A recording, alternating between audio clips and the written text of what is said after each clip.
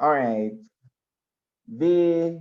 So we know for sure that the Western design was a scheme, right? Or it was a plan. And a part of the plan was for the Spanish to recognize the English control over the different islands in the West Indies or in the Americas. And we know for sure that they would have settled, which was the first island that the English would have settled on or taken over. What was the name of Bermuda. that? So Bermuda would have been the first island in the Americas, yes. Uh, the in the Caribbean, the first island in the Caribbean.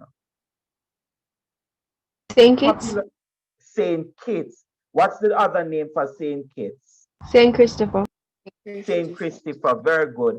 And then after they would have settled in Saint Kitts, they would have settled which other island next? The English.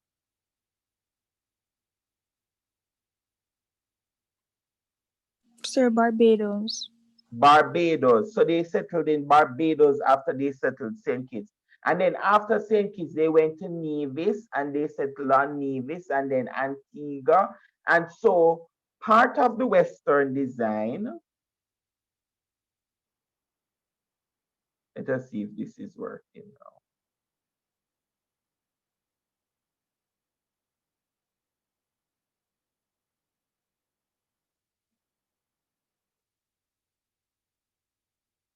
So we know that the Western design was a scheme or it was a plan. And part of the plan was for the Spanish to recognize English control over the islands in the Lesser Antilles, right? And these islands included St. Kitts, also which was St. Christopher at the time, Barbados, Antigua, Nevis. So these were some of the islands that they wanted them to recognize. But the plan was way greater than just recognition. What was the other aspect of the plan? The Western design.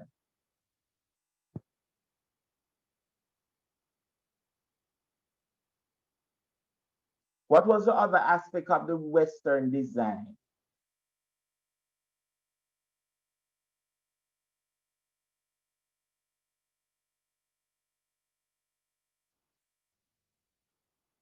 Where, Take control of Hispaniola. repeat? To take control of Hispaniola. So very good. So the next part of the plan was to take control of Hispaniola.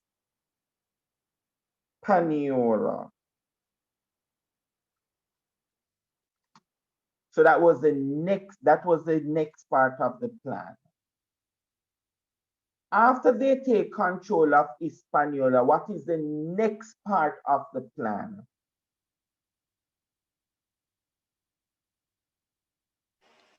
Sir, they'd capture it and it would be settled by the Englishmen and it would become a supply base for raids on Spanish settlements in Central America. Their goal was so Hispaniola was very important in the Spanish Empire in the Caribbean.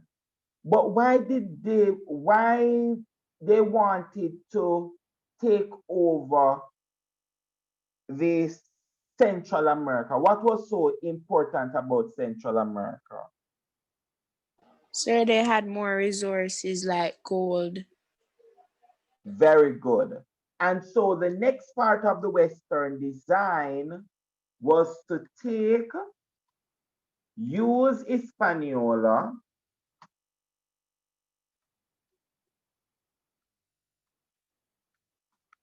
as a base to take over Central America, right?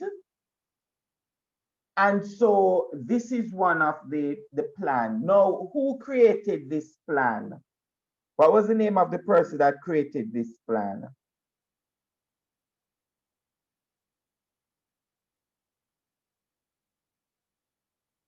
Cromwell? Cromwell. What is his first name? Oliver. Very good. So Oliver Cromwell, he came up with the concept of the Western design. All right? So we know the Western design was one, it was a scheme or a plan. It was to, first part of the plan was that the Spanish was supposed to recognize English control over the islands, where the islands that they would have settled on, to take over Hispaniola, to use Hispaniola as a base to take over Central America. So that was the Western design that was created by Oliver Cromwell, an English man. Now, the person who, so you have Cromwell who designed the plan, but the persons who executed or tried, we should use the word tried to execute the plan, was Admiral Penn and also General Venables. So while Oliver Cromwell was the person who created the plan, those who they sent to execute the plan was Admiral Penn and General Venables. So those are the persons who are supposed to execute the plan. Multiple choice question. This is actually very, very popular on the paper one. The paper one multiple choice. However, they were not successful in taking over Hispaniola. So what was their best bet? Capturing Jamaica. To take over Jamaica. Why they were able to take over Jamaica? Because it was the least wealthiest and not the worst. Spanish had the worst. Like they didn't have so many soldiers and those things protecting Jamaica.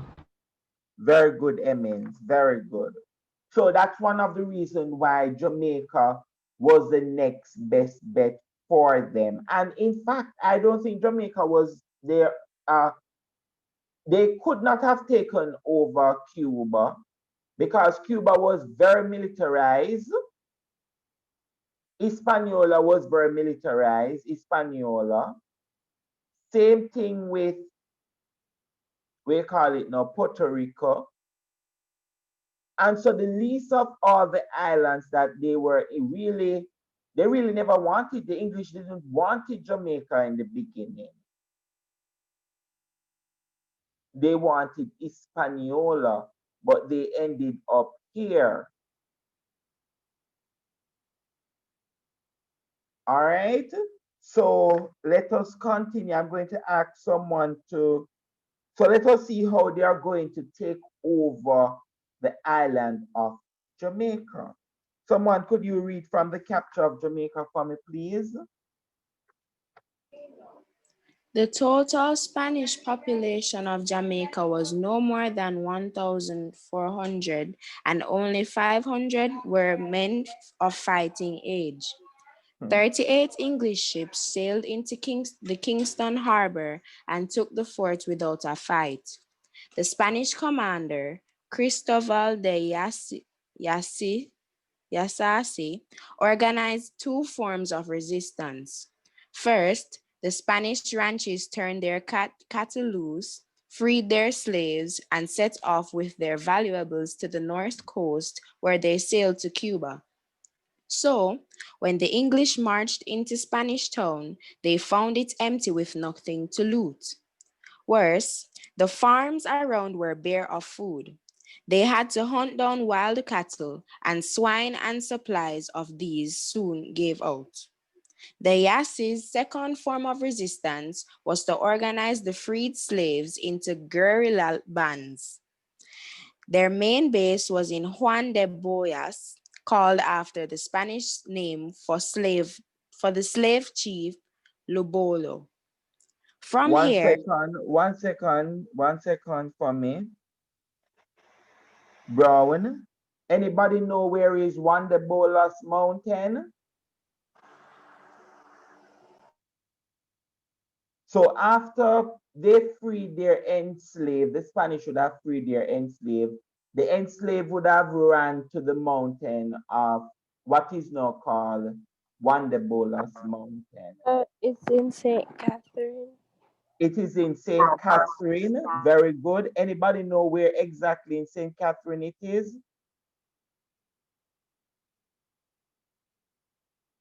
Anybody has ever been to Lauderdale's Vale, Worthy Park?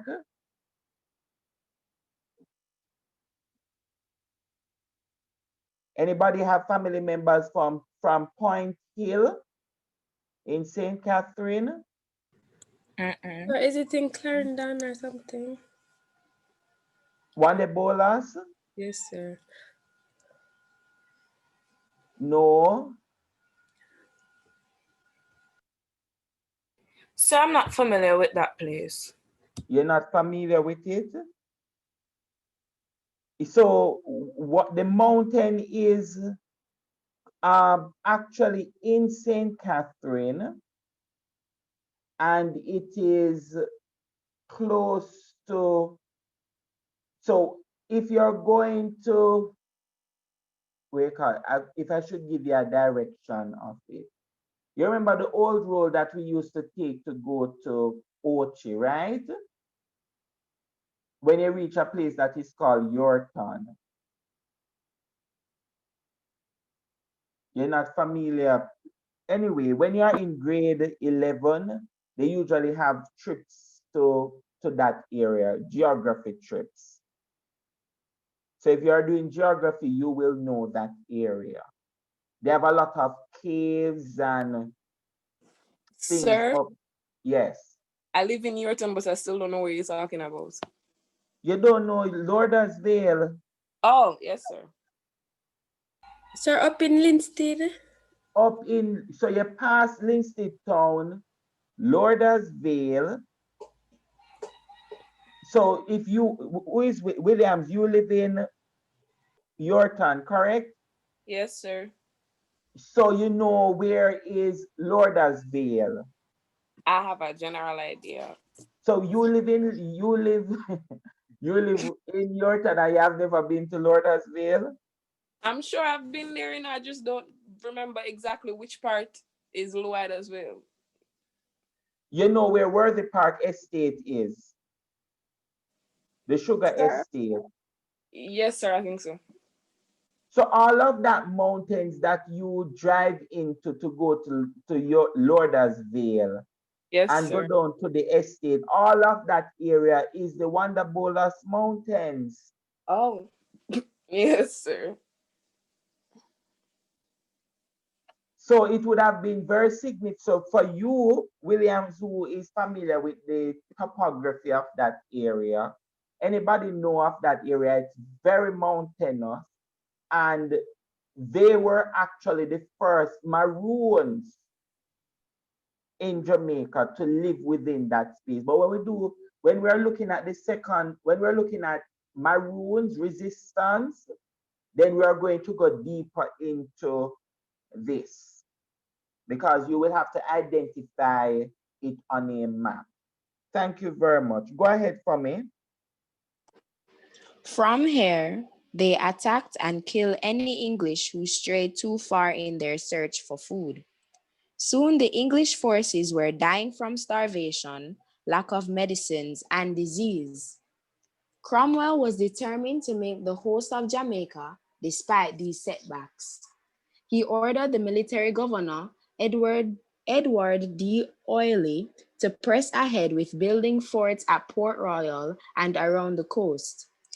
Troops were sent out from England and ordered to grow their own food, open new roads, and build towns. To build up the population, Cromwell ordered 1,000 Irishmen and as many Irish women, mostly prisoners, taken in his wars against the Irish to be deported to Jamaica. From Nevis, Luke Stokes brought 1,600 farmers, hoping for grants of land in Jamaica. D. Oily ordered all new male settlers to serve in local militia bands, which could be called on to help the regular soldiers fight the Yass's bands. The English strengthened their position just in time to deal with another Spanish threat.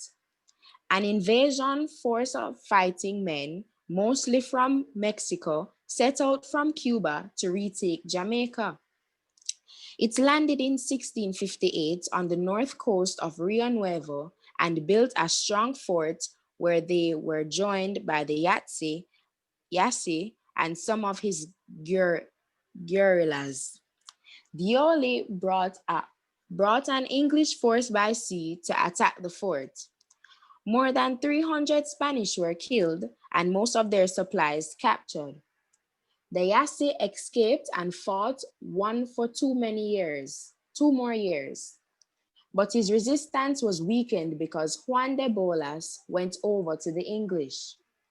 He was the first Maroon or independently living African to come to terms with Europeans. He was allowed to take his fellow Maroons to a settlement in Cockpit country. Without the Bolas' knowledge of the mountains, it was impossible for the Yatsis to carry on. In 1660, with his new remaining Spanish followers, he escaped to Cuba in canoes from Runaway Bay. Thank you very much. Thank you very much. Now, the that is one of the arguments that is used about Juan de Bolas, that he ran away to Cuba. But the truth and in fact is that new historical record has shown that he was killed by his own Maroon, those who lived with him there. Thank you very much, Brown. And also the first British English governor of Jamaica, which was Edward D. Yawley, is actually buried in Spanish Town. Anybody know the Anglican Church in Spanish Town?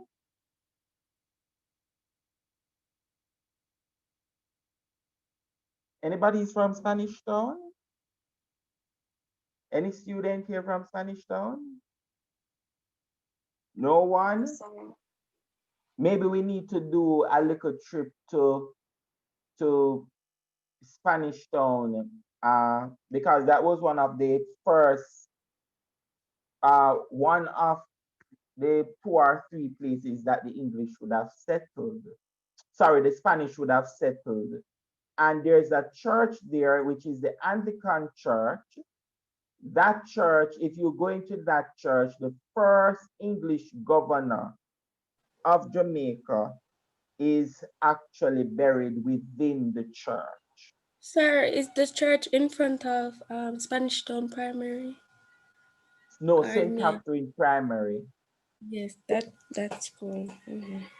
The church immediately in front of St. Catherine Primary, or right next door to the library. Quite a lot of persons who we are reading about right now, they are actually buried in that church. All right, so we have an idea, and it's very important to see that Jamaica is going to be a very important possession. Maybe at first they thought that Jamaica was not going to be very important for them as the English. However, Jamaica became very, very important after a period of time. Now, I'm going to ask you to turn to page 68. And there are two things that I want to look at before we leave, or before the end of the class. Page 68.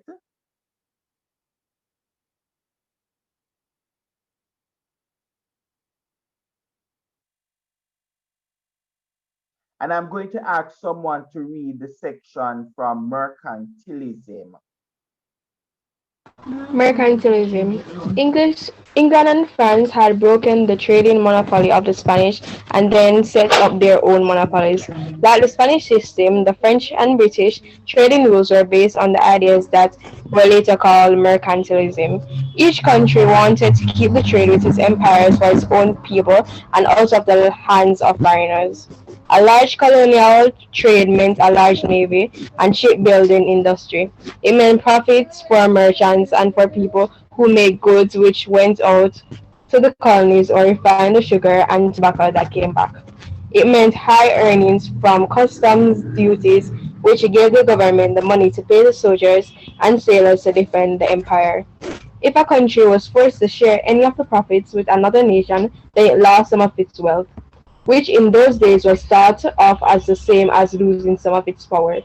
Those were the reasons why England passed Navigation Acts to keep the foreigners out of trade with her colonies.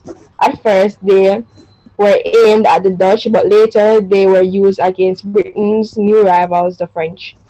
There was another side of mercantilist system. Mother countries such as England and France believed they would lose profits and employment if their colonies were more than suppliers.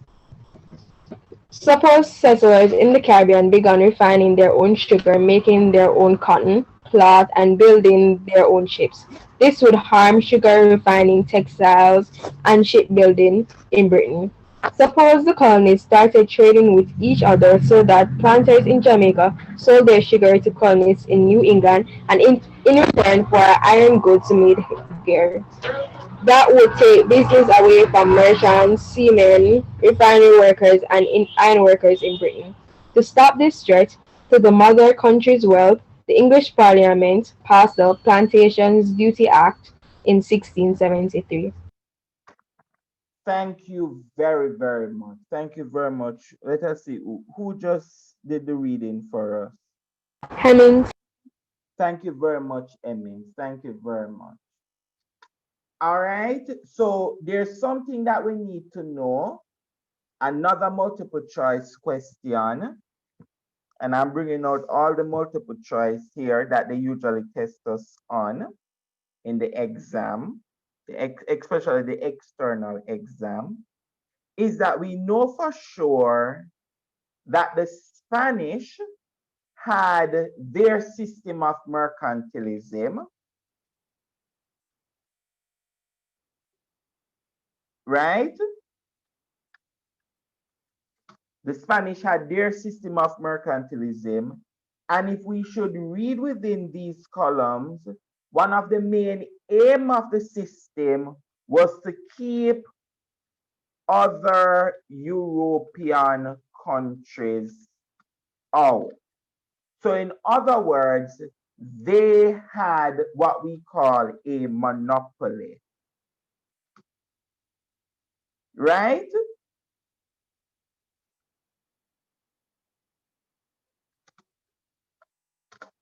So they had a monopoly, complete control. If somebody said that you have a monopoly on something, you have complete control over it. So the Spanish had their system of mercantilism.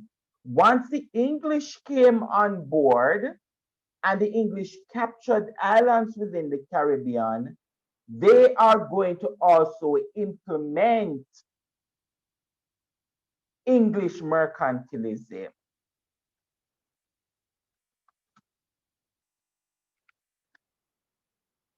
And this is also to keep out other European countries. So English colonies could only trade with England. They could not trade with the Spanish colonies or other countries in Europe. So English mercantilism was passed in a law. What was the name of the law that was mentioned in the passage? Plantations Duties Act. That is part of it, but what is it?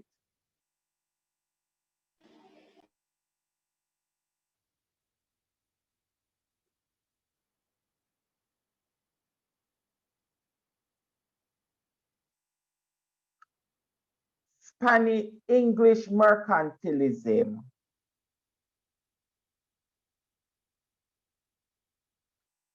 To keep out foreigners out of trade.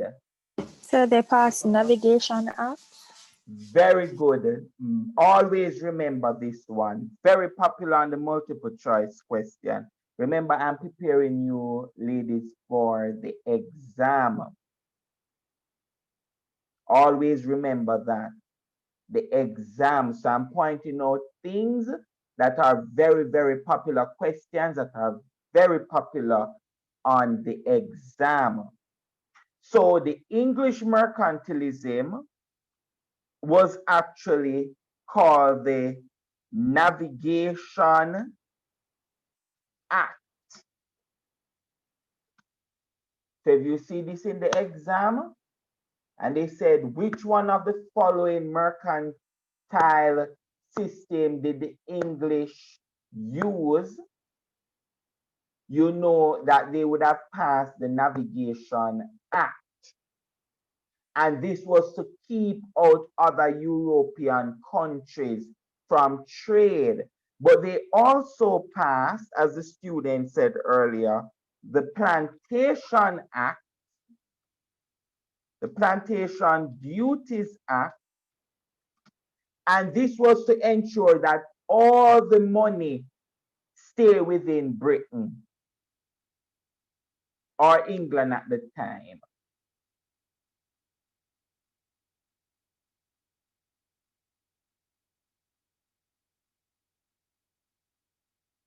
So English mercantilism was passed from what we call the Navigation Act. Now, not only the English going to create their, so we know the Spanish had their mercantile system. We know for sure that the English would have passed the Navigation Act to also keep out other persons. Everybody is becoming very selfish. The Tainos and the Kalinagos and the Mayans land have now become the domain of the Europeans. Everybody have control. Everyone coming to the Caribbean take away the people's land and have full control. And also, we are now going to look now at the French mercantile system. French is going to also implement their mercantilism. Could we turn to page 72? And we are going to read the French colonial government. Someone, could you read it for me, please? The French colonial government, page 72.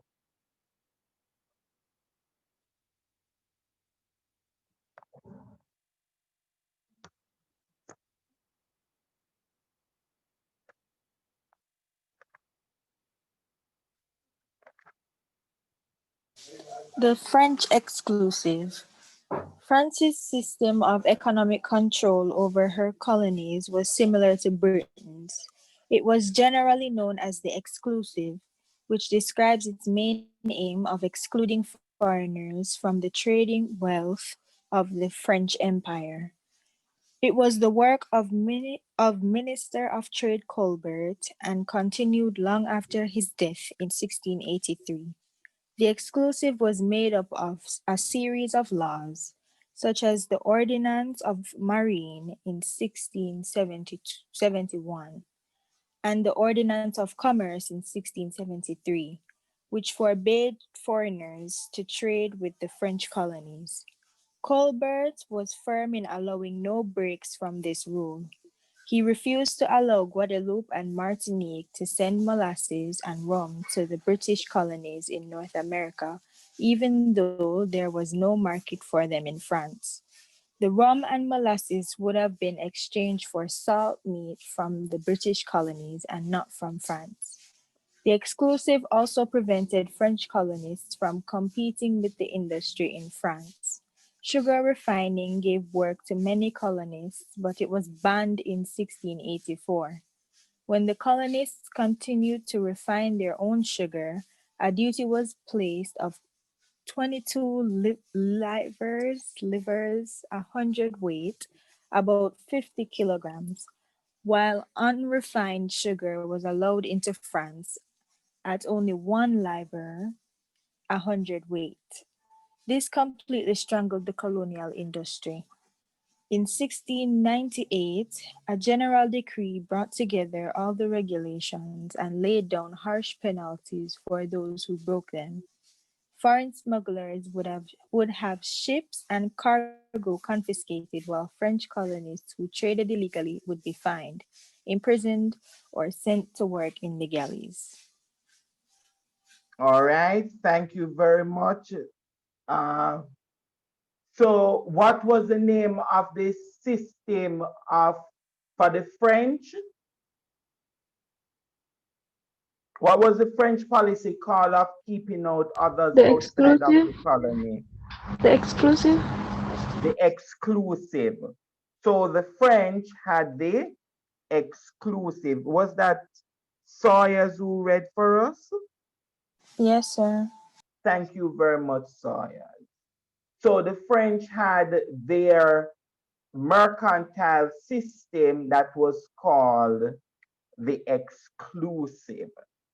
So we have the Spanish mercantilism, which involves the convoy and all of these different systems. The English passed the Law, the Navigation Act, the Plantation Duties Act, and the French passed the exclusive, which involves keeping out other European countries from trading with them directly. And so from here, what we have is the different ways in which the Europeans would have maintained control. Now, for tomorrow's class, we're not going to meet face to face, but for tomorrow's class, I want you to continue to read uh, the chapters, chapter 8 to chapter 9, 8 and 9. Ensure that you make notes in your notebooks Excuse me, sir. on What's it. the name of the book again? It's Caribbean Storybook 1. You don't have that book? I don't think so, sir. Go to the library, go to the book room when you go before school close, get a copy of it, send an email to Miss Newman, tell her that you need a history book, and when is the best time for you to come to get the book.